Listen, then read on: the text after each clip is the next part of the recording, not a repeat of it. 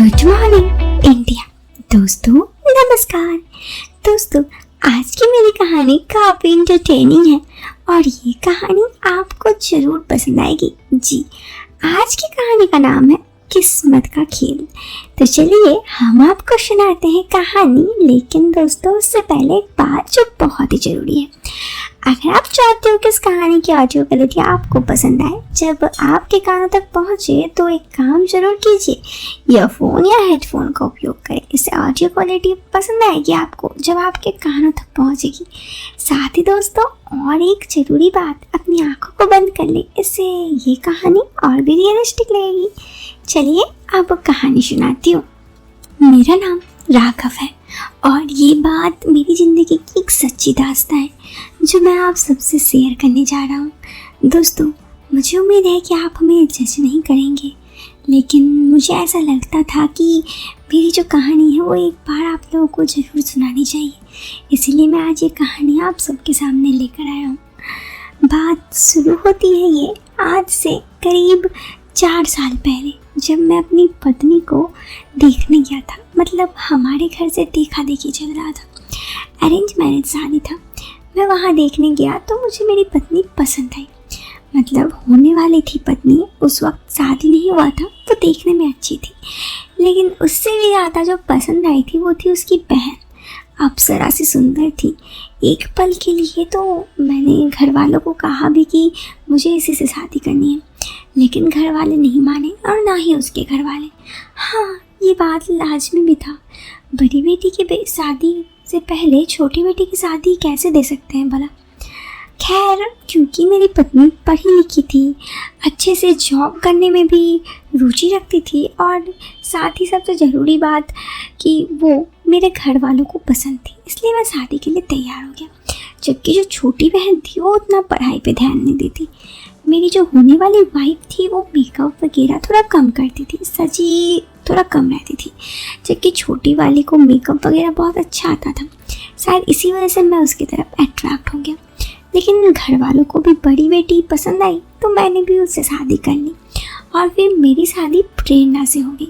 प्रेरणा यानी मेरी वाइफ। शादी के बाद मैं जो मेरे ये ख्याल थे मेरी मतलब पत्नी की बहन के ऊपर, ये सब ख़त्म हो गया, क्योंकि मैं अपनी पत्नी के साथ बहुत खुश था और मैं ज़िंदगी में आगे बढ़ने लगा। मेरी पत्नी का शादी के बाद ही हमारे यहाँ जॉब लग गया, क्योंकि वो पहले से पढ़ी लिखी थी, वहाँ पे भी एक जॉब करती थी, तो उसका एक्सपीरियंस के बेसिस पर जॉब लग गया। इससे मेरी पत्नी भी जॉब पे जाती, मैं भी जॉब पे आता, दोनों साथ में जाते साथ में घर आते। मतलब ऑफिस जाते वक्त मैं रास्ते में ही मेरी पत्नी का ऑफिस था वहाँ छोड़ देता और फिर शाम से आते वक्त उसे ले आता। ऐसे ही समय गुजरने लगा और फिर घर आके हम लोग साथ मिलके खाना बना लेते, क्योंकि मम्मी पापा बाहर रहते थे। जहाँ मैं जॉब करता था वहाँ मैं अकेले अपने पत्नी के साथ रहता था। शादी को करीब 2.5 साल 3 साल होने चले।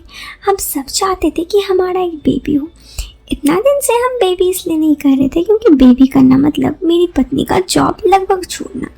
प्राइवेट कंपनी की जॉब थी तो ज़्यादा दिन तक तो एब्सेंट करके नहीं होगा, इसीलिए उसे जॉब छोड़ना ही था।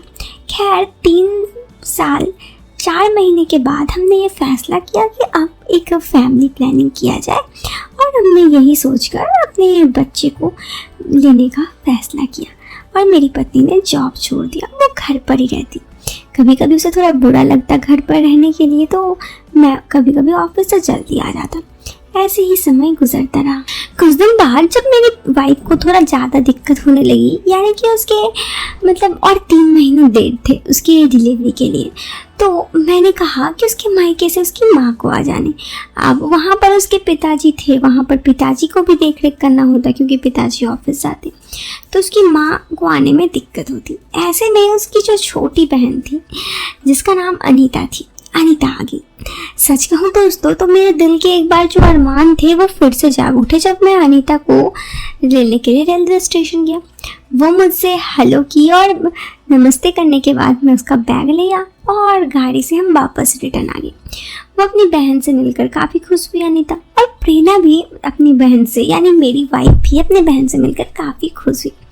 उसके बाद दोनों बात करने लगे बहन और मैं ऑफिस चला गया। ऑफिस में भी आज मुझे बस घर आने की ही इच्छा हो रही थी। कहीं ना कहीं मेरे दिमाग में बस अनीता ही बैठी हुई थी। करीब 1 सप्ताह तक ऐसे ही रहा। वो हमेशा मतलब मुझे खाना देना, मेरे लिए सब कुछ करना अनीता ही कैद करती थी, क्योंकि मेरी वाइफ को काफ़ी दिक्कतें होती थी। तो मुझे ऐसा था कि एक पल के लिए अनीता के लिए जो मेरी फीलिंग्स थी वो फिर से जागने लगी। ऐसे ही करीब 1.5 सप्ताह बाद, क्योंकि अनीता घर पर ही थी, तो प्रेरणा ने एक दिन कहा कि आप थोड़ा अनीता को घुमा के लाइए। उस दिन इतवार था, तो मैंने अनीता को कहा कि ठीक है चलो। उसके बाद मैं अनीता को लेकर घुमाने चला गया शहर। मेरी पत्नी उस दिन नहीं आई थी, उसे आने का मन नहीं था, थोड़ी बीमार थी, तबीयत खराब था। मैं अनीता के साथ पूरा शहर घूम रहा था। मैं उसे बस बार बार देख रहा था। बहुत देर तक जब मैं उसे देख रहा था तो एक पल वो मुझे देखते हुए पकड़ ली कि मैं उसे देख रहा था। जैसे ही वो मुझे देखी, मैंने अपनी आंखों को बदल दिया। फिर कुछ देर बाद ऐसा ही हुआ। उसके बाद अनीता ने पूछा कि क्या बात है। मैंने तो ये चीज़ नोटिस किया है। मैंने कहा ऐसा कुछ नहीं है। तो उसने कहा बताइए बताइए जी, क्या बात है। मैंने कहा सच कहूँ, मैंने जब तुम्हें पहली बार ही देखा था ना, तुम्हारे ये एक अलग ही तरह की फीलिंग्स आ गई थी। मुझे पता है शायद ये गलत है, लेकिन क्या करूँ, दिल है कि मानता नहीं। इस पर वो बोली सच कहूँ तो मैं भी आपको प्यार करती थी, लेकिन ये संभव नहीं था कि दीदी किस जगह मेरे से आपकी शादी होगी। ये बात उस वक्त थी जबकि अंधेरा हो रहा था। अंधेरे के समय हम दोनों एक बीच में बैठे हुए थे। उसके बाद हम दोनों एक दूसरे की आंखों में खो गए और पता ही नहीं चला। करीब 15-20 मिनट बाद मैंने कहा कि चलो जाना चाहिए हमें। अनीता मुझे बार बार देख रही थी। उसके बाद भी मेरी पत्नी के रहते हुए भी घर पर अनीता बार बार मुझे छूने का कोशिश करती, बार बार मुझसे बातें करने का कोशिश करती। दोस्तों, मुझे पता था कि मैं एक शादीशुदा इंसान हूँ और ये सब गलत है, इसलिए मैं उनसे दूरी बनाने लगा। मुझे ये भी पता था कि उस दिन जो मैंने अनीता को कहा था वो शायद नहीं कहना चाहिए था, लेकिन अनीता खुद मेरे पास आने की कोशिश करती। जब भी मेरी पत्नी नहीं होती, मुझे देखती, कभी कभी पत्नी के सामने छेड़ती। ये सब कुछ कहीं मेरी पत्नी को शक ना हो जाए, इससे मुझे बहुत ज़्यादा चिंता हो रही थी। और एक पल के लिए मेरी भी समझ में नहीं आ रही थी, आखिर मैं भी तो लड़का हूँ और सामने से अगर कोई ग्रीन सिग्नल दे तो कैसे खुद को रोक सकूँ। यही सब मैं करते करते करीब 1 सप्ताह बीत गया। और फिर 1 सप्ताह बाद मुझे लगा कि नहीं, मैं अपनी पत्नी को धोखा नहीं दे सकता।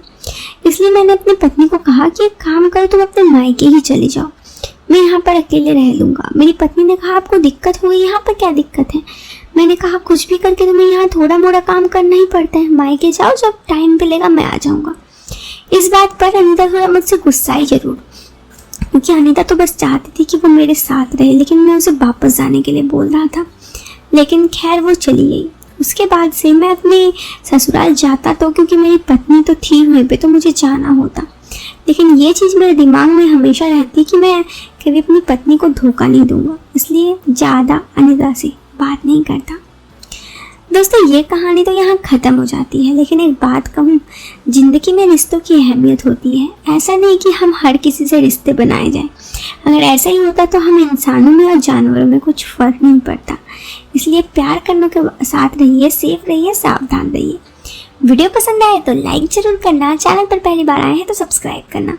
मिलते हैं फिर एक नए वीडियो में एक इंटरेस्टिंग टॉपिक के साथ। तब तक के लिए बाय, टेक केयर।